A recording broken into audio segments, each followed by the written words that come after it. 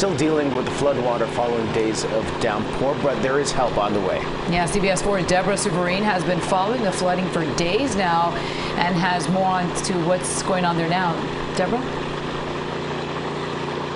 Yeah, Maribel and Candace, I can tell you things look a lot better out here. What I'm doing right now, I was not able to do just a few days ago.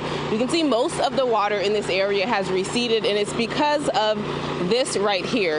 This is a water pump that's currently removing water from the sewer drains right now and just dumping some of it here into this park now that most of the water in this area has receded. Now let's take a look at what this park actually looked like just a few days ago. Now this video, you can see this park was under about 4 feet of water in some areas.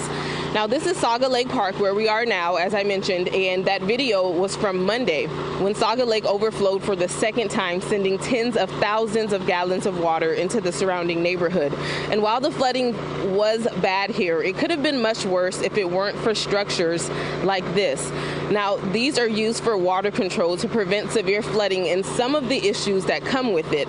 Miami-Dade County and other parts of South Florida didn't even have these at one point, but now that we do have these structures, they are helping with our communities, and they create another layer of protection when it comes to flood mitigation.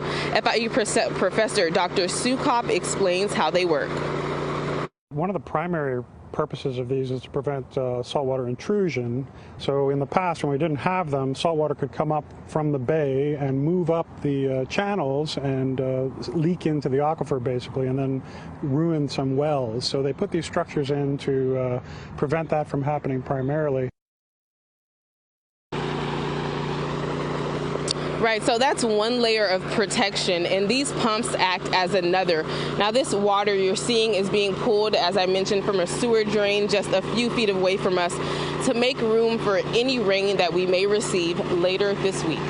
We're live in Cutler Bay. I'm Deborah Souverine, CBS 4 This Morning.